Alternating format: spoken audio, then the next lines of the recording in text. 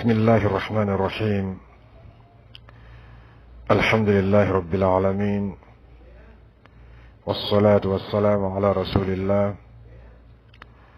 وعلى آله وصحبه وسلم تسليما كثيرا. أما بعد، فالسلام عليكم ورحمة الله وبركاته. درس تمنينا أنكم على حمويك أننا نيامما أني رلاسومي بي أني تيجانيا چه أني أولا تيجانيا لنيامما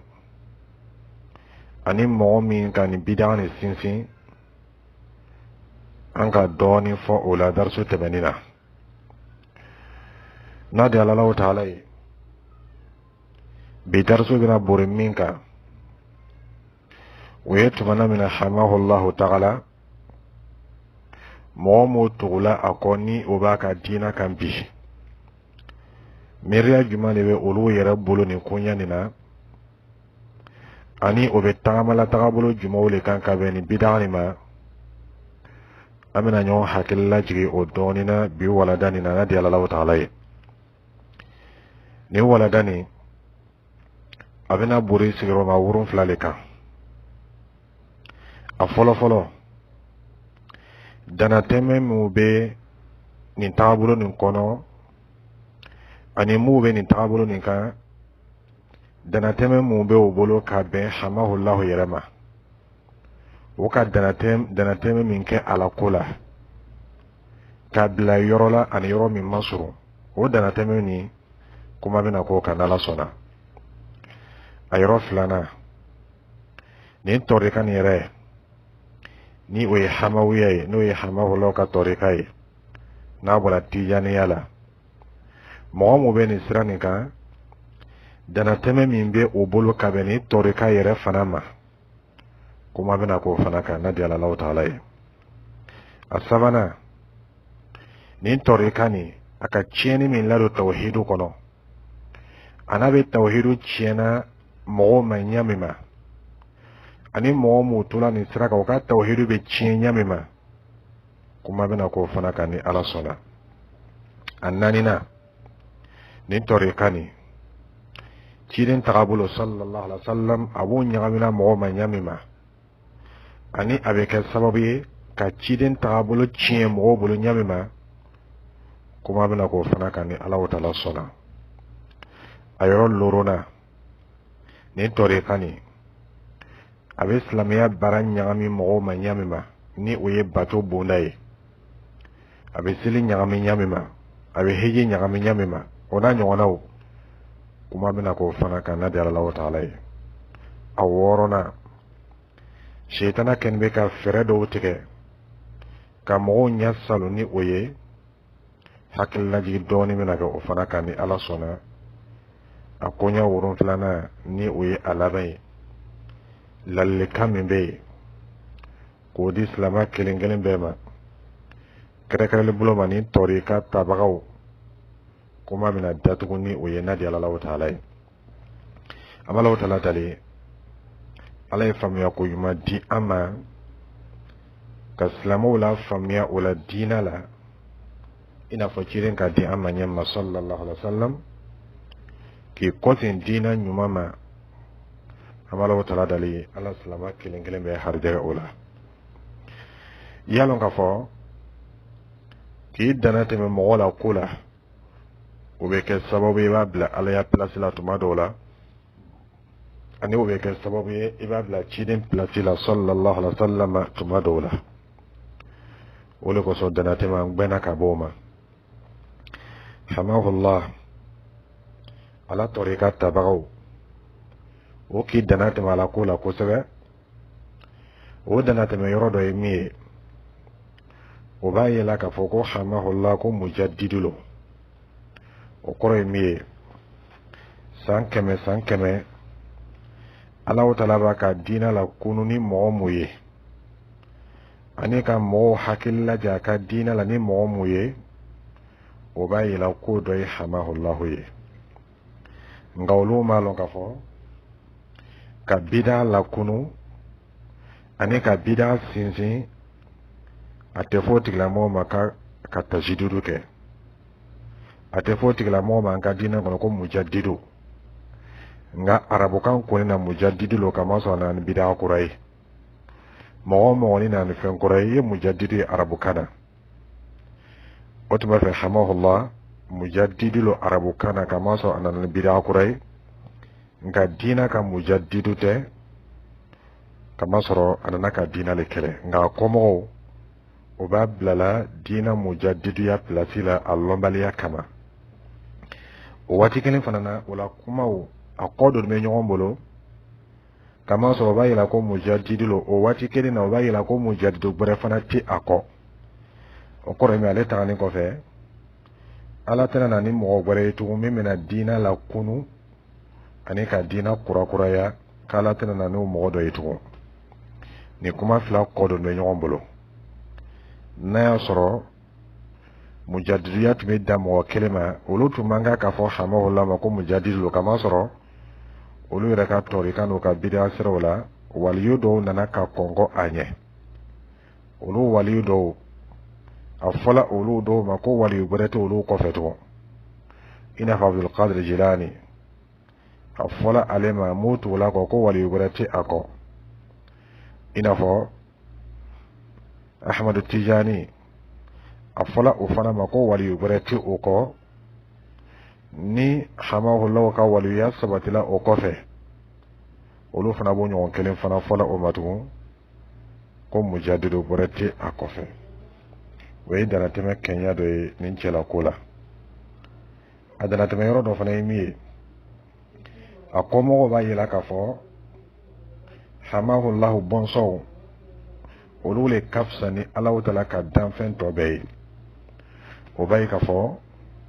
adamaden si tɛ yen min daraja sela olu ta ma ka bɛn o joli yɛrɛ ma ka bɛn o ka bato ma o tɛ dɛ ka bɛn o ka diinɛ ma o tɛ dɛ mɛ ka bɛn o joli ma ka adamaden si tɛ yen min ka surun o la kuma tɛ ka se o ma o le kosɔn o denmusow furu man di mɔgɔ tɔw ma kama sɔrɔ o b'a ye k'a fɔ ko ka fisa ni mɔgɔ tɔw ye denmuso ye to ye a kana furu o ka di o ye ka tɛmɛ furu ka sababuya kɛ o b'a ye k'a fɔ ko olu joli ani tɔw joli tɛ kelen nka o kumakan nin i b'a lɔn ɲɛ ma k'a fɔ ko sɛbɛnnako tɛ sitana ka miiriya dɔ lo olu yɛrɛ dama ni ɲɔgɔn cɛ o b'o yɛrɛ lafisiya ni ɲɔgɔn ye kosɔn i b'a jate minna bɛnɔgɔcɛdenw o bɛnɔgɔcɛden mun bɛ yen olu ani hamahullah yɛrɛ bɔnsɔnw o fana tɛ daraja kelen o dama ni ɲɔgɔn cɛ ka taa sɔrɔ bɛɛ bɔla bɛnbacɛ kelen na n'a y'a sɔrɔ joli ko tunu o dɔ tun man kan ka lafisaya ka tɛmɛ dɔ kan a b'u ɲɛma fana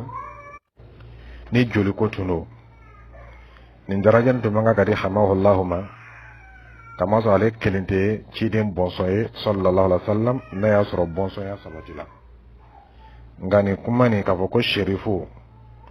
o fana ye sitana ka jɔ dɔ ye a kɛlen bɛ ka farafin caman minɛ jɔ min kɔnɔ n'a sitana donna mɔgɔ min na a b'o tigilamɔgɔ ka sherifuyali yira mɔgɔw la ka yira k'a fɔ ko ciden joli lo sallallahu alaihi wa sallam n'a dun kɛra ciden joli ye kaban ka fisa ni fɛn tɔw ye ka bɛn joliya ma ka taa sɔrɔ an ka diina to ye ciden ko sallallahu alaihi wa sallam wa man bata'a bihi amalu lam yusra bihi nasabu ciden ko sallallahu alaihi wa sallam ni mɔgɔ min ka baara k'a lato kɔfɛ o tigilamɔgɔ danbe t'a la taga ɲɛfɛ tawhidu i k'i ban o tako ma shirkuya k'i lato kɔfɛ bidaa k'i lato kɔfɛ ala sɔsɔ k'i lato kɔfɛ i danbe t'i la taga ɲɛfɛ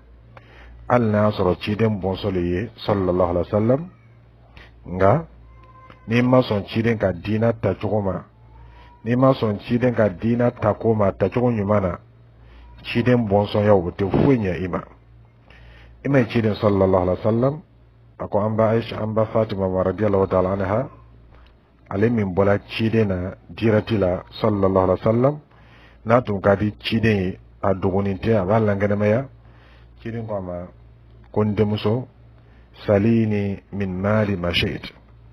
ni mako be mbolo femina yen dali ulamo dima nga mi alaka kiti la ughni anki min Allah shay'a ndese ka alaka jangata fu wuli ka wika ndese ka Allah ta'ala ka Allah tega fu wuli ka wika ni be fe ka daraja so Allah ta'ala fe min fola ina ye barako la yetugo uko me ka foko ne denye iye ne joli ye iye wote funya ile Fatima tama madame matuone ko kire sallallahu alaihi wasallam ale bola mo mula Allah ta'ala ko do ka kafiriya langana mai anye kairana ka boko joli kote nga dina kolo joli ko bin na fale ni dina yerebe no da ni ki ba ciden tamaga ga bidai joli ko ti na fade an nasro ciden dinye sallallahu alaihi wasallam wal ma ciden rabbula ila inyande Abu Lahabila obe tirena ka danga qur'ana kono suni tide qur'ana karana obolo tabbat yada abi lahabin wa tabba ciden bola ululila inyande Abu Talibila ciden ga frebe ke sallallahu alaihi wasallam kaya faqul la ilaha illallah no kala lebe sunali do aye nga maso fokoma Allah ta'ala ka ciden ben kakana Allah dale ko alayya fama ma kana lin nabiy wal ladina amanu أن يستغفروا للمشركين ولو كانوا أولي قربى من بعد ما تبين لهم أنهم أصحاب الجحيم أتدعى كدين صلى الله عليه وسلم أتدعى مؤمن فنائي ويألو تلا دلكي يفهم مغمي ناسلا فلنغفياك والماسلا كافرياك كايرانا كفوكانغا ديناني أفين دي جولي كوكا كفوكي بين درجة سروكا بي جولي موتانغا دينا كونو غانغا دينا درجة بسروكا بي ألا كولما Abakar Siddiq radiyallahu ta'ala anhu ale ni ciden te joli kelenye nga ale daraja buyana ni ali tay ali min tasoro cidena joli cogoyala kateme Abakar kan Omar radiyallahu ta'ala oni ciden te joli kele nga o daraja kabon kateme ali kan Usman fana bo cogola ali fana kelente ciden bade may sallallahu alaihi wasallam Ali fana kelente ciden dogoniye sallallahu alaihi wasallam nga ali ka daraja soro ka ben dina le ma no de ciden ka bla mo mo be no ma son ciden ka dina ma olu ka jangata ka bo kiyabalo na kosebe joli ma fuenya oluma nga shaytana ka tolo nga farafugula na dola mo mina aba foti la mo ko sherifiye ami soje ka sherifiya la na dele ka sherifi na dele kana ka sherifi o ko gore o ile re kungoye nga me minko wole dinaye madame be kumala ni dina toye ama fina ko sherifi ya sente dina kola ni ko ni chidin bonsoye sallallahu alaihi wasallam ika dina ta atachola ina fo chidin ka di amma nyami ma sallallahu alaihi wasallam ibe daraja flasoro ibe dina daraja soro ibon mi gala chide na oye fana sallallahu alaihi wasallam bo daraja soro nga ni le ko sherifu ye kibula chide na sallallahu alaihi wasallam ile be chide ga dina chena akofe chide ga sike tawhidu mi langena mi alila ile bole chena chide kofe ka chide ga suna sira odatu ka bira sira odaile ile chide jule sallallahu alaihi wasallam ite chide nyi intabolo ni wala dana teme do miye wala sheikh wala kunyala oye kayira ka fo ko ni danfen to tekele adana teme do fana miye wala ka fo wala sheikh ani an robla ba mube ako nulu ka yamar kana na kata so selwati sela ibolu ka yamar kana ka folo ka soro ka selike o kore miye nulu ka yamar kana ala ta ka nyon soro yoromina kite se ka fila ka ɲɔgɔn fɛ i b'olu ka yamarukan le labato k'Alahu Taala ta to yen olu b'a ye k'a fɔ k'o le ka ɲi siga t'a la o ye danatɛmɛ dɔ ye sheikhu la koɲa la a danatɛmɛnya dɔ fana ye min ye ni sheikhu ka kuma fina yella o la hali n'a sɔrɔ i b'a yɛlɛ ɲɛgɔrɛ ma minnu tɛ kelen ni sheikhu ko fɛn fin ma ko fɛn gbɛ i y'a fɔ k'a gbɛni lo hali n'a sɔrɔ ile ɲɛ bɛ a fini na n'a ko fɛn gbɛ ma ko fɛn fin i y'a fɔ k'a fini lo yo foi dala yella o fanana anna so ile nya bala nya bora mino tekele kama soro ko sheikhu le kalon ile malon wote hamawiya kelen tagabole o bida mo be tagabole kama soro ni nana ma ko alaw tala kota wa fana ko sheikhu le kalon ile malon ni ko ma ko ciden kota sallallahu alaihi wasallam o be alaw tala ka dina la segi kilema famme afamya tugula ko sheikhu le kalon kile malon adana tano do fana mi mo be ni torikanika ole ko hamahullah wa diye ya kanu kateme ira kunga kateme iwolo ba flaka mo mi rafana be ale nola o fana diye kateme iwolo ba flaka ani ira kun ko kama soro sheikhu le ka herelo kateme ira kuni iwolo ba flaka kidin sallallahu alaihi wasallam akamanto karamina o bole nyasna sheikhu ma kidin ko sallallahu alaihi wasallam wallazi nafsi bi yadi kakalna Allah ta'ala la nibe masami bulo la yu'minu ahadukum kay sitega mu'min dafani hatta kuna habba ilayhi min waladihi wa walidihi wan nas ajma'in iteka mu'min yare fo kidin yediye sallallahu alaihi wasallam katwe dinka katwe wulowaka katwe yare kunga katwe adamade kelengele beka hamawiyaw okole nyasi ula sheikhu ma ko sheikhu ye diye kati wuluba flaka ani motobe adana teme do fane mi wole ka fo cirin sallallahu alaihi wasallam ala wala ka daraja fen dama ala ka bunya fen dama ala ka kabano ko fen ke ay ala wala ka loni fen dama ni atagala ko muto amanto boloya kala ko tlan fla ka fangelen di hamahullahu ma ato fangelen kala ko tlan flama to ni nyonche ni dana teme belebele ni bayira ka fo olu ra kuma kambe nyon sosola tama so olu la tagabolo ni o bola tijaniya lela tijaniya o fe ahmadu tijani nyon ma dan ka kongo anye anyon fana tena da akofe fona kala chido ni nabi moyi tijani o fana fe Allah wadala ka herem ga ahmad tijani amo nyon ke mo ya fana tana nyon ke mo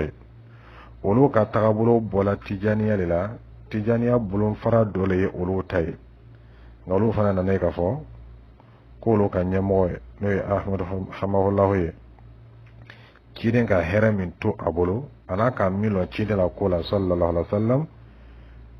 ni ka ale kelinta ani danfen to beta bla fangele abebe kaya kore me fangele dila alema ni fangele dila alema o wayra ka wakali fana kapsani ahmadu tijani ibalo la ka fo kun fe kanwolo semena ko che yira saniya ka boni ko suya no nola adana tema to fana mi nin chen la kula akomo bolo wole ka baraka nyini ala ko kilingelen bela ali yoro min laben bo bolo no ba yela ka ka banke ni be o kala baraka nyini yoro do o bolo sanke sirin be o yoro do lay ka banke layle mo be tala do ka baraka nyini o fane dana tewe ni la kunyara ni ayoro folay ayoro flana wole dana teme tori kan yerela nin tori kani mo be karana alale ka foko tori ka barete min kain ka se ala kuma te ka fɔ ko min ka i ka tɛmɛ kan ɲɛmɔgɔw u bɛ kɔmɔgɔw karan min na o de k'a fɔ hamahulaw la tɔrika hɛrɛ dafani b'o de kɔnɔ ala lɔn bɛ o de kɔnɔ ala sɔrɔ fana bɛ o de kɔnɔ ni mɔgɔ mɔgɔ ka sira wɛrɛ ta min ni hamahulaw ka tɔrika tɛ kelen o b'a yira k'a fɔ k'a tigilamɔgɔ bɛ fili ka walima a tigilamɔgɔ bɛ na mɛn sira la b'a lɔ la k'a fɔ kumakan ninnu kɔ don bɛ ɲɔgɔn bolo ahmad tijani fana kan ɲɔgɔn fɔ ala tagabolo la olu fana la tagabolo ye ahmad tijani la tagabolo bolo faran dɔ le ye olu b'a yira k'a fɔ ko fana ta ɲɔgɔn tɛ yen siga t'a la o fana ye danatɛmɛ ye ka bɛn tɔri kama a yɔrɔ sabanan nin tɔrika nin a bɛ tawhidu tiɲɛ tawhidu suguya saba bɛɛ a b'a bɛɛ tiɲɛ a b'a bɛɛ kari-kari ka bɔ yen tawhidu bɛ tilan ka da tilayɔrɔ saba tawhidu rububiyya o ye tawhidu suguya dɔ o ye k'a lala k'a fɔ ala kelen de ka danfɛnw dan danfɛn kelen kelen bɛɛ la ko bɛ ala kelen de bolo ala kelen de lɔnni bɛ ni danfɛn kelen kelen bɛɛ la koɲɛ ye ala o tala sago bɛ a la danfɛnw la ni ala diyɔnna min ma o bɛ kɛ ni ala ma diyɔ min ma o tɛ kɛ ale ala o tala kelen ale de bɛ jɔnw harijɛgɛ ale fana bɛ harijɛgɛ minɛ jɔnw la kɔrɔta bɛ ale ala o tala kelen de bolo majigi bɛ ala o tala kelen de bolo jɔnw ka ko bɛɛ bɛ ala o tala kelen de bolo i man kan ka dɔ fara ala o tala kan o yɔrɔw la ka sɛ kuranɛ kɔnɔ lillahi ma fi samawati wa ma fil ard fɛn fɛn bɛ san kɔnɔ ni fɛn fɛn bɛ dugukolo kɔnɔ nin bɛɛ ala o tala kelen ta qul illahumma malikal mulk tu'til mulka man tasha o ɲɔgɔn caman bɛ kuranɛ kɔnɔ o fana bɛ kuranɛ kɔnɔ silama kelen kelen bɛɛ ka kan k'o faamuya o ye tawhidu suguya dɔ o tawhidu rububiyya ni hamahullahu ka tɔrika a nana ka tawhidu rububiyya kɛlɛ o kɛɲɛ ka sɛw bolo o bɛ ɲɔgɔn karam min na o ka zawiya kɔnɔ ye o de k'a fɔ ahmadu hamahullahu foyi dogoni tɛ a ma a bɛ ko lɔn a bɛ ko dogoni lɔn ani duniya latigɛ koɲɛw b'a bolo ko ko bɛ kɛ duniya kɔnɔ a b'a bɛɛ kalama si dogoni t'a ma i n'a fɔ ala bɛ ɲami ma siga t'a la o ye tawhidu kɛlɛli ye nin cogo la yan ani ka filankafoya fana sabati o b'o misali fɔ o b'a fɔ ko yanni tubabuw tun bɛ ahmadu hamahullahu minɛ yanni tubabuw bɛ taga ni a ye k'a tun bɛ danfɛnw ka ko bɛɛ kalama i n'a fɔ ni ka warimisɛnnin kɛ sɛti kɔnɔ k'a sigi ɲɛkɔrɔ i ɲɛ bɛ sɛti kɔnɔla la ɲɛ ma ko duniya bɛɛ tun bɛ ahmadu hamahullahu bolo o ɲɛle ma a tun bɛ duniya ko bɛɛ kalama foyi dogoni t'a ma a ko nka tumana min na a kɔ senna tubabuw ka a minɛ min kɛ n'a banna ka kɔ sen siɲɛ fɔlɔ la na min kɛla dɔ farala a daraja kan duniya bɛɛ kɛla a bolo i n'a fɔ ni ka taman kelen bila i tɛgɛ kɔnɔ i sago b'o la ɲami ma i ɲɛ b'o la ɲami ma i b'a lamaga ɲami ma ko duniya bɛɛ labanna ka kɛ hamahullahu bolo o ɲɛ kelen ma siga t'a la nin ye filankafoya ye ni nin miiriya kɛla mɔgɔ min kɔnɔ filankafoya miiriya le b'i kɔnɔ o ye nin ye ka tawhidu rububiyya tiɲɛ mɔgɔw ma mɔgɔ min bɛ nin tɔrika kan o ka tawhidu rububiyya tiɲɛni don kamasɔrɔ o b'a yira k'a fɔ o ɲɛmɔgɔ n'o ye hamahullahu ye ko si dogoni t'a ma dugukolo kɔ kan ko si dogoni t'a ma ala taala ka latigɛ kɔnɔ a bɛ jɔnw ka ko bɛɛ kalama jɔnw fana ka koɲɛ bɛɛ b'a bolo a sago bɛ jɔnw la a sago bɛ latigɛ la i n'a fɔ ni taman kelen kelen tɛgɛ kɔnɔ i sago b'o la ɲami ma tawhidu filanan n'o ye tawhidu uluhiyya ye o ye ala taala kelen de ka kan ka bato kan ka ɲɛsin ala kelen de ma fɛn wɛrɛ man kan ka bato ni ala taala kelen tɛ bato suguya bɛɛ kan ka kɛ ala taala kelen de ye nka nin tɔrika nin a ka tawhidu uluhiyya yɛrɛ fana kɛlɛ ka taa sɔrɔ tawhidu uluhiyya cidenw alayhimu salatu wassalam o bɛɛ bɛ weleli daminɛ o le ma ciden yɛrɛ ka san 10 ani kɔ kɛ a bɛ sinsinna ko min kan o ye tawhidu uluhiyya ye ka ban fana k'a si tɔ bɛɛ kɛ o sabatili la nka hamahullahu ka tɔrika o nana ka tawhidu uluhiyya kɛlɛ ka bɔ yen nin bɛɛ n'a ta mɔgɔ min b'o tɔrika kan u b'o yɛrɛ yɛlɛ ala mɔgɔ ye o kɛrɛnya dɔ ye min ye o le ye ciden sallallahu alaihi wasallam lon dɔ nana cɛ dɔ nana ciden ma sallallahu alaihi wasallam a ko tala kuma la a ko masha allahu wa shi'it ni ala ni le sɔnna i n'a fɔ n'i ko mɔgɔ ma n bɛna na i fɛ ni ala sɔnna nka nin cɛ nin a ka ciden tɔgɔ fɔ sallallahu alaihi wasallam ale fɛ o ye bonya le ye ciden ma sɔn ciden mi daje ciden ka kuma kunta ni ɲɔni ka bɔ a nɛn kan ciden ko ja'altani lillahi niddan i ka ne ni ala taala la kaɲa wa i ka min fɔ ni i ka ne ni ala taala le la kaɲa qul ma sha Allah wahda a fɔ ni a diyala ala taala ye ni ala taala sɔnna nka ni ma ɲa ciden ta kɔ sallallahu alaihi wasallam y'a fɔ summa ma sha Allah ni ala taala sɔnna summa o tɛmɛnen kɔfɛ i bɛ sɔrɔ sa ka karisa tɔgɔ fɔ ni ye tawhidu yɔrɔ dɔ mɔgɔ kan k'i janto min na nka sɛgɛnna kalandenw olu mako tɛ nin na olu dalayɛlɛn ni dalajigi olu b'a fɔ ni ala n'a kira ni sɛgɛnna sɔnna tuma dɔ b'a fɔ ni ala ni shaykhana sɔnna, tuma dɔ b'a fɔ ni ala ni kira sɔnna, tuma dɔ b'a fɔ ni ala ni kira ni shaykhana sɔnna. O min filɛ o ye o bɛ fɛ bila mɔgɔ la tawhidu la. Nka olu yɛrɛ bɛ mɔgɔ min kan ko ɲɛmɔgɔ, o yɛrɛ kumakan ye nin ye, o dala yɛlɛ ni dalajigi ye nin ye. Siga t'a la, nin ye fili cɛjugu ye mɔgɔ kan ka min ye k'a to yen.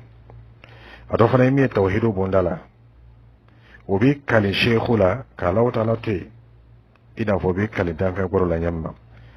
Ciden ko sallallahu alaihi wa sallam, man kana halifan falyahlifu billah. Ni mɔgɔ bɛ fɛ k'i kali, i kali Alahu Taala la walima i daje. Ciden ko sallallahu alaihi wa sallam, la tahlifu bi abaikum. Ay kana kali ay fawla ay kali Alahu Taala kelina. Nka ni tɔrika la, kali ni bɛ kɛ sheikhna la, n'o ye hamahullahu ye,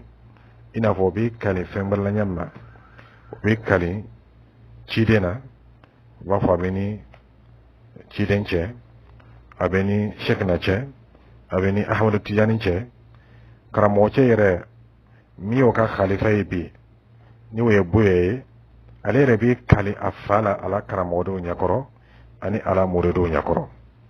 Mɔgɔ min kan k'i kanna ka taa sila ɲuman ma, n'o yɛrɛ bɛ dibi la, o bɛ fili la, ko mɔgɔw bɛna bɔ dibi kɔnɔ ɲɛ jumɛn ma, o fana bɛ nin tɔrika la min bɛ fɛ bila tawhidu la. Min ka jugu ka tɛmɛ nin bɛɛ kan, o ye o bɛ dɛmɛ ɲini o ɲɛmɔgɔ fɛ n'o ye hamahullahu ye. Kamasɔrɔ miiriya b'o kɔnɔ ka fɔ a bɛ se ka mɔgɔ harijɛgɛ, a yɛrɛ bɛ se ka harijɛgɛ bali mɔgɔ ma, o de kosɔn o bɛ harijɛgɛ ɲini a fɛ i n'a fɔ a bɛ ɲini Alahu Taala fɛ ɲami ma. O bɛ harijɛgɛ ɲini ciden fɛ sallallahu alaihi wa sallam i n'a fɔ a bɛ ɲini Alahu Taala fɛ ɲami ma. Ala dun ko an ma kuranɛ kɔnɔ, wa iyyaka nasta'in, k'an tɛ dɛmɛ ɲini foyi fɛ fɔ Alahu Taala kelen. Nka sheikhna kalandenw olu bɛ dɛmɛ ɲini o ɲɛmɔgɔ fɛ n'o ye hamahullahu ye, kamasɔrɔ o b'a yela k'a fɔ k'a bɛ se k'o dɛmɛ. Kosɔn ni gwɛlɛya ka min sɔrɔ, i b'a ye a bɛ ɲɛsin nin cɛnni le ma. Ni hami ka min sɔrɔ, a bɛ ɲɛsin a ma k'a wele ani k'a dali, kamasɔrɔ miiriya min b'o kɔnɔ, o de k'a fɔ a bɛ se ka gwɛlɛya wuli ka bɔ yen. O ye filankafoya belebele le. N'o miiriya kɛra mɔgɔ min kɔnɔ i ka diinɛ tiɲɛna i ma, kamasɔrɔ fɛn min bɛ gwɛlɛya wuli ka bɔ mɔgɔ kan, o de Alahu Taala ye. Amman yujibul mudarra idha da'a. Jɔn kelen de bɛ yen k'a fɔ k'a bɛ damakasi b'a ka damakasi jaabi a ye ni Alahu Taala kelen tɛ. Jɔn de bɛ se ka gwɛlɛya wuli ka bɔ jɔn kan ni Alahu Taala kelen tɛ. Nka sheikhna kalandenw olu ka sheikhna bila ala ya place la nin yɔrɔ la yan, o bɛ dɛmɛ ɲini a fɛ gwɛlɛya waati la, ani o bɛ harijɛ ɲini a fɛ, ani o bɛ kɔrɔta ɲini a fɛ, o b'a wele i n'a fɔ Alahu Taala ka kan ka wele ɲami ma. O ye tawhidu tiɲɛtɔ ye nin yɔrɔ la yan, bali tawhidu yɛrɛ tiɲɛna ka ban min ye tawhidu uluhiyya ye. Olu kelen tɛ o kɛla, tɔrikatigi siyaman ka tɔrika sigilen bɛ o de kan. Ɲɛmɔgɔ wele ani ɲɛmɔgɔ bato, tɔrika fanba sigilen bɛ o de kan. Ni min kɛla mɔgɔba ye min bolo, o b'o bila ala ya place la. Ala ka kan ka wele yɔrɔ min na, ɲɛmɔgɔ bɛ wele o yɔrɔ tɔgɔ la ye. Olu ɲɛna k'a fɔ ko le ɲɛmɔgɔ bato ye ani o le ɲɛmɔgɔ la kanu ye. O le b'a yira ko ɲɛmɔgɔ ka di ye, walima o le b'a yira k'i ka ɲɛmɔgɔ daraja lɔ, walima i ka ɲɛmɔgɔ place lɔ. Tawhidu yɔrɔ sabanan min tiɲɛna nin tɔrika fana kɔnɔ, tawhidul asma wa sifat. Alahu Taala tɔgɔ salimaw ani Alahu Taala mankutu, o kan ka kɛrɛkɛrɛ Alahu Taala kelen de ye, ani fɛn si dɛnni tɛ ɲɔgɔn na tɔgɔw la, ani fɛn si dɛnni tɛ a mankutu la. Alahu Taala ye kelen ye a jati kan, Alahu Taala ye kelen ye a tɔgɔ na mankutu la, Alahu Taala fana kelen de ka kan ka bato. Nka nin tɔrika la, Alahu Taala mankutu dɔw o b'o dira sheikhu ma. Ala mankutu dɔ ye min ye Ar-Razzaq, harijɛgɛ masa. Harijɛgɛ bɛ Alahu Taala le bolo. Nka o mankutu olu o k'o di sheikhu ma n'o ye hamahullahu ye. O b'a yela k'a fɔ yabsutu rizqa liman yasha wa yaqdir. O b'a yela k'a fɔ ko la sheikhu a bɛ harijɛgɛ bonda dayɛlɛ mɔgɔ ye, mɔgɔ min tɛ Ala ye. Yɛrɛ fana bɛ harijɛgɛ gbɛlɛya mɔgɔ ma, mɔgɔ min fana tɛ Ala ye. O mankutu min filɛ o ye Alahu Taala kelen mankutu le ye. Alahu Taala le b'o kɛ. Ale bɛ harijɛgɛ bonda dayɛlɛ mɔgɔ ye, mɔgɔ min tɛ Ala ye. A bɛ harijɛgɛ gbɛlɛya mɔgɔ ma, mɔgɔ min tɛ Ala ye. abe mo korota mo min dialay abe mo majigi mo min dialay ko bebe Allah ta'ala kene bolo nga nin torika mo o bayila ka fo ko la sheko fana be se ko ke iba lo la ka fo ko nin torika ni hamawiyani abe tawhidu kele chugula ka lilimbo fon Allah ta'ala hinana mo mina tawhidu suya sababe abe kelenbe nin torika nina nin bete benin ko fe o bayila ka fo ko le kasuru Allah ta'ala ni mo tawhid ana o bayila ka fo ko le kadi Allah ta'ala ka de mo to ka wole ko son salama yedo ke yere wati be kana yala Allah ta'ala ma mu'min kana te kana yasro ko sallallahu ta'ala ko qul hal nabiyukum bil akhsarina a'mala alladhina dalla sa'yuhum fil hayati ad-dunya wa hum yahsabuna annahum yuhsinuna sun'a Allah ta'ala ko mo bonela ka te be ka ko yala ngoto lo ki bari afina wa olu le moye tagabulu cheju yala obolo nga olu yina ka fo ko be tagabulu nyimane ka ina fo tore ka mo ni ka tore ka mo fe mayini ga ale fa la tagabulu le kain ale fe fuiti ani arejina che fo saya kata soro tagabulu sigimbe flanga fu yale ka tagabulu sigimbe bida le ka tagabulu sigimbe ala soso le ka nga abayela ka fo ko le kain ala wata la dalikana yala o ko ni ka tore ka mo jatemina olu ka dina sigimbe fembere le batoka olu yina ka fo ko ni ka femi batu yiko fento le bunya ni mo min diala oye oboti la mo bato wole koso o bayela ka fo mute sona chiden bato kuma sallallahu alaihi wasallam o baye ka ko chiden juule ye oluwe koso amedo ke maka jamanai amala wata la dale alaya korosi alaya lataka alna satuma baraburake foka tawhidul lataka ni ka aqida lataka ala danoma woni tandoli kaka woni do kaka ni ka jatem na chidin sallallahu alaihi wasallam aka kanyina maya beke nin jamana nin kono ya kamma ka ke ka wati jange kana wati kan madina kaka chidin ya kan makani madina chano ka defela kabanka fatu sigatala atamana yoroshama asigira yoroshama aka ko shama kaya alhamdulillah Allah ta'ala kan meka ka dina korosi nin jamana nin kono itana ta yiresun si soro ko mogo be tala baraka nyini ko cidin sigila koro sallallahu alaihi wasallam kata sura sigila yiresun do koro o do lonilo nga cidin gangara dina mina o te ka foke ta baraka nyini o rosu yala cidin kaburu sallallahu alaihi wasallam allonilo a place lonilo nga itana ta mogo si soro ko be kaburu ni batula funi ki do ka ke no ta te kuila ka langena maya ani o nyona shiamau ni nin tungala an fe farafina ni nin tungala an fe farafina ani jamana mo madina famya kosebe ibaye nin beti me ke batu ka yoro asigla yiresu mun koro o be ke do ka batu ka yoro aka jimi vere mun koro o vero be ke do ka batu fe allala yoro mina o be ke do ka batu yoro aka la hala suya ke jama kuro do be soro mo wo batula wo dalle mi mo mirete chidi woni chidi ya masuro olu soro la bomula baraka be yinna o bon olu kono olu temna sira muka baraka be yina o sirauka nde la kata bene andala se dugu dolay kata soro chrétien fana tun be nyon kai ngai ngalenga ngo sababu yemu ko o ba fola nyon ina ko Isa dir la ka teme o yoro tolay alayhi salatu wassalam ko Isa temenay wotma Isa teme o yoro lay o kala olu ka bato ka yoro do o be boyro shama do shama kata baraka yini o yoro tolay kata do ke oroto le ko Isa temenay no nyon fana kalanga dina ko te barana kama sura chirin sallallahu alaihi wasallam akayra ka ko yahudiyo ni nasaraw o tamala sila fenga mo go bena sura ni mantun na mo be tama o sila kelo ka ngal alhamdulillah Allah ta'ala ka dina langara me yanilo ni ko suya no kati dende fendola kata bodo cheche kebe baraka ni no fe walma kata jido tay kunve kebe baraka nyini na ola sigatala ni fe min la dola anka dina ko ayron nanina ni tore kani aka chiden tagabulu kelenya me sallallahu alaihi wasallam ane ka chiden valeri chenya me sallallahu alaihi wasallam kata so luba ila ka ko chiden kadi oluwe ko chiden kanu bolu yoro kata soro olule ka chiden valeri bo ala kama so ni tore kanina ubayela ka ko chire Muhammadu sallallahu alaihi wasallam ani ye fɛn dɔ a farikolo fana ye fɛn dɔ o b'a yira k'a fɔ cɛ min tun bɛ n'a ye fɔ ko Muhammadu sallallahu alaihi wa sallam a farikolo ani a ni o fila de ka ɲɔgɔn sɔrɔ sahabaw ka waati la a fɔra ma ko Muhammadu tuma min na farikolo ka baara nana ban ni bɔla farikolo la o ni kelen ni o le kɔ seginna ka don farikolo gbɛrɛ la tugun a fɔlɔ le ma ko Ahmadu Tijani o ye Tijani o miiriya ye o lanin b'o la o le bɛna nin b'o ma o b'a yira ko Ahmadu Tijani ni farikolo gbɛrɛ lo nga ni min tun bɛ Muhammadu farikolo la sallallahu alaihi wa sallam o ni kelen de kɔ seginna tugun ka na don Ahmadu Tijani farikolo la o ye Tijani o miiriya ye nga o bɛɛ tɛmɛnen kɔfɛ hamahulaw ka tɔrika mɔgɔw olu fana b'a yira k'a fɔ ko ni kelen o fana ni kelen min tun bɛ Muhammadu farikolo la n'a fɔra ko Muhammadu o ni kelen nana don Ahmadu Tijani farikolo la n'a fɔra ma ko Ahmadu Tijani ko ni kelen de kɔ seginna tugun ka na don hamahulahu farikolo la o tuma farikolo saba lo nka ni kelen lo kosɔn o b'a yira k'a fɔ k'ale Muhammadu kelen lo b'a yira k'a fɔ ko hamahullah ko le Muhammadu ye sallallahu alaihi wa sallam siga t'a la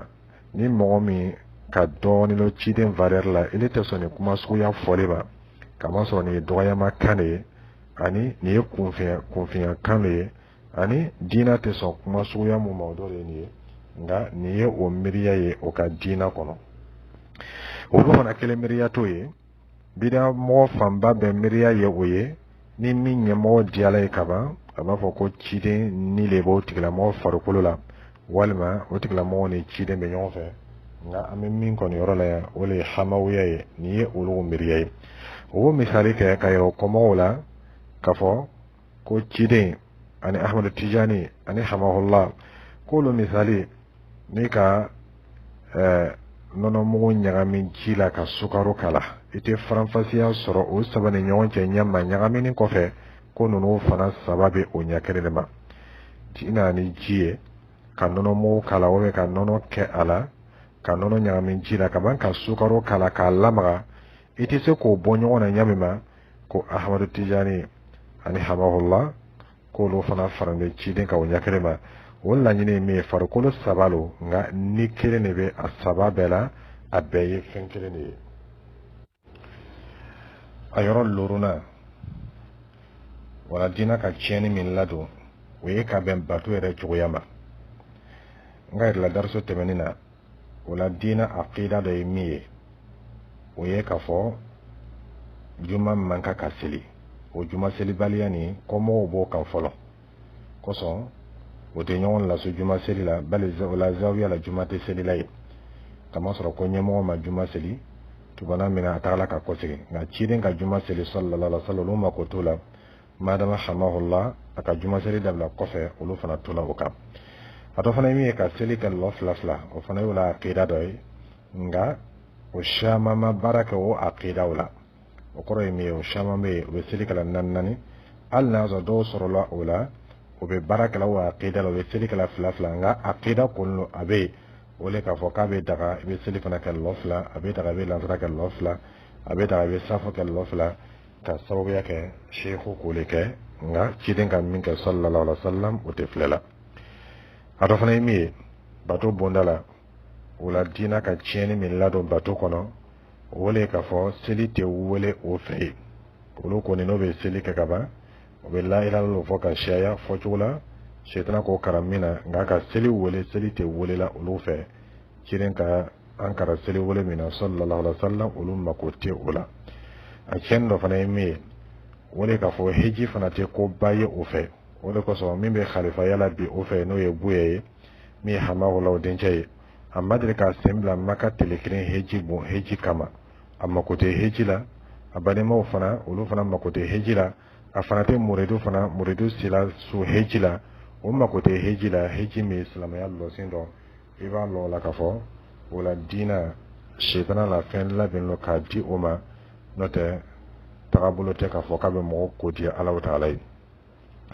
a dɔ fana ye min ye o le jɛnɛya ladaganin bɛ o bolo ni muta tɔgɔ ye i n'a fɔ siyamɔgɔw ka ladaga ɲami ma kosɔn n'i ko jate minɛ o mu b'a fɔ yɛrɛ ma ko sherifu o la furu ka dɔgɔ kosɛbɛ nka o be i wasa do jɛnɛyali ma k'a tɔgɔ la mutala n'o ka muso min ye n'o diyalo ye kosɛbɛ o be contrat signé o ni ɲɔgɔn cɛ o be waati kɛ ɲɔgɔn bolo k'o labila ka dɔ wɛrɛ fana ɲini olu kɔni la baara ye o le ye k'i dagamu ta walimuso la ni mutaha tɔgɔ ye ka taa sɔrɔ jɛnɛyalo i n'a fɔ siya mɔgɔw fana k'o ladaga o la diina kɔnɔ ɲɛ min ma nka o tɛ kabako ye kaba sɔrɔ siya mɔgɔw ka diina ni silamɛw ka diina suguya kelen tɛ nka ninnu m'o bɔ yɛrɛ la mɔgɔw la ko silamɛw lo olu fana ka nin jɛnɛya ladaga ani k'i dagamu ta walimuso la ni mutaha tɔgɔ ye o fana ladaganin bɛ o ka diina kɔnɔ nka a ladaganin bɛ serefu le ye olu fɛ a ladaganin tɛ bɛɛ ye a koɲɛ dɔ fana ye min ye bato tiɲɛ yɔrɔ m'o ka diina kɔnɔ o ye hamahullah ani tubabuw bila min kɛla ɲɔgɔn na o k'a la yɔrɔ ci a ci min kɛla yɔrɔ ka san yiri ka kɛ a b'a ɲɛma ko ma kɛ a yɔrɔ tɔgɔ la ye tuma min na den dɔw nana bonya a kɔfɛ olu ka yɔrɔ tɔgɔ lɔ ka bon lɔlɔ ye o bon mun bɛ yen bi tɔwafu bɛ kɛla o yɔrɔ tɔgɔ la ye n'o taara mawuliduw la o bɛ taa tɔwafu kɛ a yɔrɔ tɔgɔ la ye siɲɛ 7 i n'a fɔ tɔwafu bɛ kɛla kaaba ma ɲami ma o yɔrɔw bɛ bi a dɔgɔnin tɛ a bɛ o la yɔrɔ la ye o tuma fɔ min bɛ kɛla o ye o fana ye ka bato tiɲɛ mɔgɔw ma ani ka diina tiɲɛ mɔgɔw bolo o tɔwafu nin yɛrɛ bɛ kɛla o ye ni mɔgɔ min b'a kɛla k'i bɛ yɛrɛ kodiya Alahu Taala ye siga t'a la bida cɛjugu lo ni yɛrɛ b'a kɛla k'i yɛrɛ kodiya fɛn wɛrɛ min tɛ Alahu Taala ye a kɛla filankafoya cɛjugu ye a kɛla fɛn fɛn ye sitana la filan labɛnnen lo ka mɔgɔw bɔ Alahu Taala ka diina kan o tɛ kabako ye o bolo mɔgɔ min mako tɛ ka na Maka o tigila mɔgɔ mako bɛ fɛn wɛrɛ la a bɛ bato ɲɛsin min ma kamasɔrɔ mɔgɔ de bɛ na Maka ni mɔgɔ min b'a fɔ la ko ale bɛ bato kala ka bɛn ciden ta ma sallallahu alaihi wasallam ani mɔgɔ min b'a yɛlɛ k'a fɔ ko bato ta yɔrɔ wɛrɛ bɛ ale bolo min ni ciden Muhammadu ka sira tɛ kelen sallallahu alaihi wasallam o tigila mɔgɔ mako tɛ k'a fɔ ko ale ye na Maka o de kosɔn tawafu bɛ kɛla ye o bɛ sheikhu min kɔ o fana ɲan bɛ o la bal o de b'a la dagala o ye o tuma fɛ i b'a dɔn k'a fɔ ko tariqatu hamawiya a nana de ka diina lini bɔ ka kida tiɲɛ mɔgɔw bolo ka ciden ka tagabolo tiɲɛ mɔgɔw bolo sallallahu alaihi wasallam ani bato yɛrɛ ka ɲagami mɔgɔw ma nka o bɛɛ n'a ta o b'a ye k'a fɔ k'olu le ka di Alahu Taala ye ka bɔ o la siran ma ka tɛmɛ tɔw kan a koɲɛ 6nan o ye sitana ka tulu min kɛ o la ka bɛn kɔlɔn dɔ ma min bɛ o bolo ye o kɔlɔn tɔgɔ sitana bɛ to ka tulu kɛ o la sɔn o dɔ ye min ye ni sitana donna mɔgɔ min na ni jinɛ donna mɔgɔ min na ka tigilamɔgɔ kɛ fatɔ ye ni nana o yɔrɔ tɔgɔ la ye ko do ji dɔ min ka ji dɔ jate i kan sitana bɛ bɔ i kɔ ani jinɛw bɛ bɔ i kɔ o kɛla sababu ye ka mɔgɔ caman fana lafili o de sababuya kosɔn koɲɛ yɛrɛ kalifa kɔlɔn yɛrɛ kalifa bɛ mɔgɔ min na bi nin kɔlɔn b'o bolo ye ɲɔrɔ ye a kalifa bɛ mɔgɔ min na ye f'o ma ko Bakari Baraji o Bakari Baraji ni ale fatɔlama de sela o yɔrɔ tɔgɔ la ye ale seminkɛla jinɛw tun donna ale la ale seminkɛla jinɛw bɔla a la o kɛla min kɛ ale fana la akida tiɲɛna ale k'i sigi kɔlɔn da la ye kɔlɔn koɲa karifan bɛ ale de la bi o b'a yɛlɛ k'a fɔ ko ji barakama lo o b'a yɛlɛ k'a fɔ ko ji nafama lo kama sɔrɔ sitana bɛ tolon kɛla mɔgɔw la ka bɛn o ma ni jinɛ dɔ la min na jinɛw b'a o tigilamɔgɔ ɲɛsin o ma ye n'o sera jinɛw bɛ bɔ o tigilamɔgɔ kɔ a bɛ k'olu ɲɛna k'a fɔ ko ala mɔgɔya le kosɔn ko bana ni nɔgɔyala olu t'a lɔn k'a fɔ ko sitana ka namara dɔ lo ani sitana ka dabari dɔ lo ni ka filɛ zamzam bɛ Maka o zamzam ji ni i ka ɲini yɔrɔ yɔrɔ i b'a sɔrɔ i tɛna mɔgɔw siginin sɔrɔ yen k'a fɔ k'i bɛ taa dase fila dɔw ma baraka ɲini kama i tɛna taa mɔgɔw siginin sɔrɔ o da la ye nka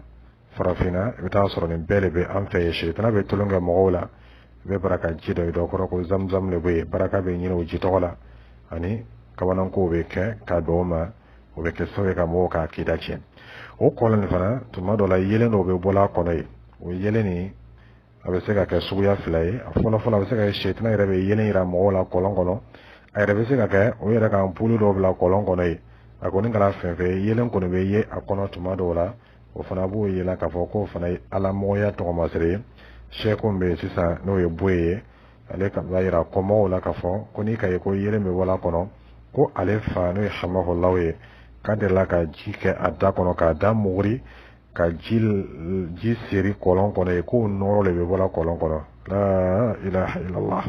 ko noro le bala kolo kono mo do fana be lawla kalimene oma ko so bayila ka fo ko ni koloni ko ji ko yoro baraka malo ni jini ji baraka malo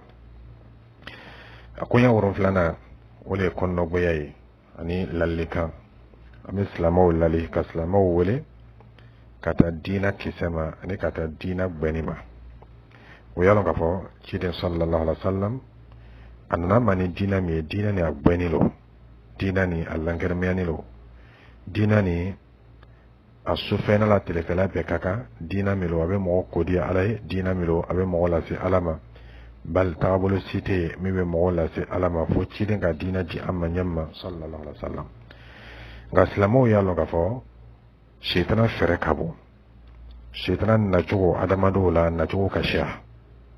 shaytana na jugo kasha shaytana fere kabo abe fere beleke tuma bela ka mo la fili fena abai ka fo ko la fili ka terini femi ni ka jate mina abe ta do mo dola ka to tigla mo de mala ko la ka kabana ko shaman ka tigla mo tege ka mo to ka dina kalama mo be no lo te dina tani dalilu ye no lo ko kabana ko lo ye o be to tigla mo ko ala mo lo ala diana mo lo kama soro o kaye abe ta wala fonyo ka o kaya be tamana jika o kaye akatere yirga kama dominiga o kabana ko mo be kawe olu yina ka boko ala mo ya to ma serele ye oye olu fe no kala mo mina kaba o tikla mo kala ala mo ye anna so tikla mo be sila doka corona kan ben ka bo sila mima anna so tikla mo be ko do tole corona kan la so ko mi kelilanga madama kabana ko ni kala bolo kaba ko ye atikla mo kala mo ya to ma seri shedana bole ka tuma be na ko ke abe mo shama soro ko la fili no tigla moy ibo lu le lan fe ko waliyu ibo lu le la ko shehu kabana ko be kala mo bolo ni nono fambay shaytana ka ko le yani shaytana ka dabarolo wolo ko se ba jate na ba ke mo le la ka sheya mo mi ma ataka fanlo islam yala mo mi te dina kalama to ma do alera talon ka boka fili ni lo madama kabana ko be kala bolo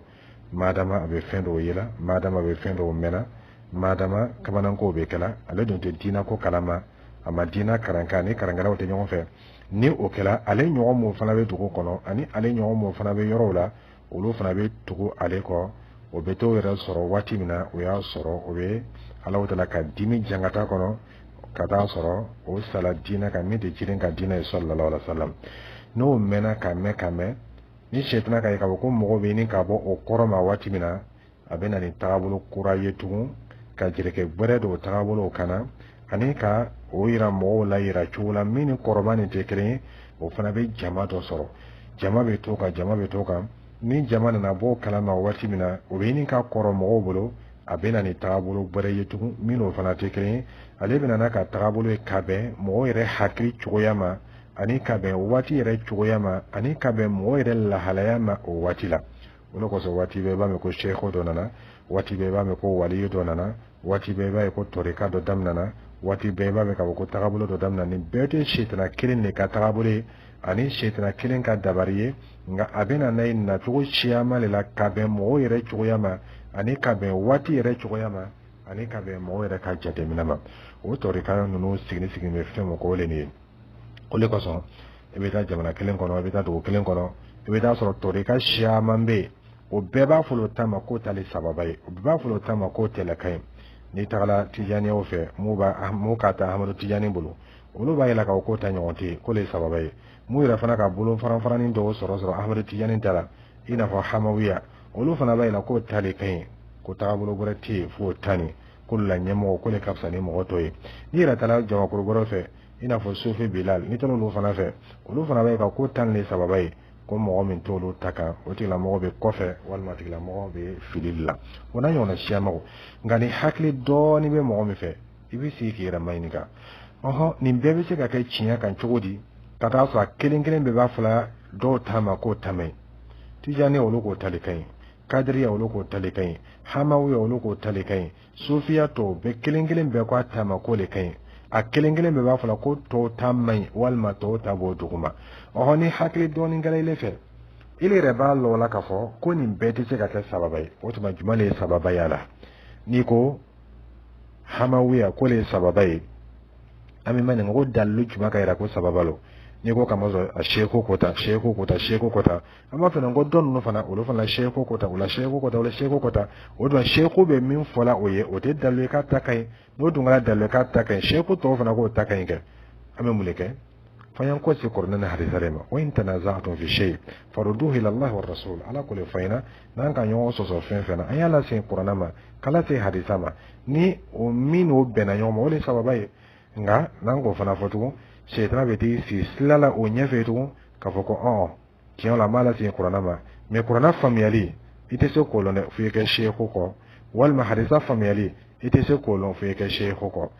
ni mi ren na ka foko yele ma yoro te se ka ko la fio wa fu ina ka fo ko sheikhu kuma kanu ka nyon soso ni sheikhu kuma kan min ka nyon soso ibo tebe sheikhu tata shaytan ka fere min ka mo la filo le ni wala li kun ame se ka bo shaytan ka jokono nyamiwa mo mu bena kono lu be se ka bo nyamiwa mo mu re ma bi akono folo olu be se ka kisi ka bo nyamiwa sika kuntala mo ni be ni toreka doka itubila ka bo ni toreka nina ele bena dia sheikhu ye kiyamalu na katibani salala toreka ka ni kiyamalu sala mo tumi tijani ala gbosila olu bena dia ahmadu tijani ye katabe mo tumi mo wala katama ni kiyamalu sala mo tumi mo gbena ka ba hamawla ka tagabuluma o bena dia hamahullahu ye kiyama katabe mo ka mi ba folo ko mo ye to ko kama so ni mo mi na ni bidai ni mo kelen ka bidawo ta ile koson we do frane ile julumuka ni mo fla ka bid'a ta ikoson we do frane ile julumuka tuma ni la bid'a jama be shala ka ta ikungo fana be gbelela kiyama le te kataka nga ni mo min dona mo min lola mo ni bid'a che ka pa bid'a dabla sigata la bid'a sinsin baga nyi o tigla mo le na so bid'a sinsin baga to me se ka kuma atuna duo ka o tigla mo ye atbayira ka boko tigla mole ale nyi kama soro ole be kala sababu ka dobo ade julumuna abu nyama fana ni elembe torikaka elembe ni bida saraka inyi mole momin kuma kiya dabla inyi mole momin kanin fili nunu wallan kana mai iye itana wollo foni salalo mina no da ni salane torikaninga kiyamalo ne bana loka fo chiana ja mo tuma fala kaya dabla janto kadi olule jamo mo to bafra kan ya tui janto kadi olule kama soro ulle be silayri lami kiden tagabule sallallahu alaihi wasallam amon dalle kan islam kelengelen be ma nin to reka kunta nono ani ni tagabulu kunta nono ayen be ka tui ayata cide bulu dirati sallallahu alaihi wasallam ni sheko kala to bulu ina ka sheko muhammad sallallahu alaihi wasallam ni wali kala to bulu ko dina be taro bulu ina ka wali muhammad sallallahu alaihi wasallam ka dina taro bulu ni nyamo kala to bulu ele nyamo ole muhammad sallallahu alaihi wasallam ni ulun ni sodiala wala nyamo wala kunyala ele kanki kungorota muhammadu la kula sallallahu alaihi wasallam kama soro ubebe muhammadu ka mo nyuma yama nga shaitan le ka tulun ke ula umma so ala dina takuma ubayla ka boko tabulo gorebe mimbe mo wala se alama min muhammadu tatikrin sallallahu alaihi wasallam an kan lalle kan salama kilingren be wala ambe an ko se ni dina ni makabo shaitan ka jokonote ala ka min fa ina shaitan la kula be tene inna shaytana lakum aduwwun fattakhidhuhu aduwwa ayalon ka fa shaitan yi ay majwe afana shaitan juwe amina anna chogo adamade ma kashiya fokateme atina na jogo kelena atina na nya kelena aferele kabo fokateme nga fereni Allah fotiyanilo ni Allah ta'ala ka mu'min kana ferenu no Allah fotiyanilo ni mu'min ka boloke Qur'an ne hadisala ferenu no Allah fotiyanilo ni mu'min ka dina ta ina fo sahabo ka tanyamima fereni Allah fotiyanilo ni Allah ta'ala ka kana yalla te mu'mima note ni kana ya malla te mu'mima afere kasha abeni mana chugodola na mana isoroti aba file takabulu min kadire yere abeni ma onna chugula wole sababu ya kosom nikala niko ala kadiye abeni ma ala ko silaka abayere ke ala moye walma bedu mogo la ko ke ala moye ki la filino tigala moye ni yere ko ala ko mali salaya bila abeni ma onna silala ni yere mali mane ala ma fana abeni ma onna sirala ni yere fana kala ala ko kadiye to modola abi bila danate men fana na wana nyongona shaytan bi ni man na chugo bela na kai ka ko courage bila abe fere ke yi danate me na yere kai ka ko courage tila abe fere ke yi sigi ne ka ye nyami ma abeni ma ni on na choye na fana na ni na chogo me na ne taabolo me ni o mena mo nya koro abaye ma ka taabolo gore tuma ni taabolo qur'ana na abe jama kuru do soro balaw tala dal yalla an kisa toroma wallahu ta'ala a'lam wa sallallahu ala nabiyyina muhammad wa ala alihi wa sahbihi wa sallam tasliman kathira assalamu alaykum wa rahmatullahi wa barakatuh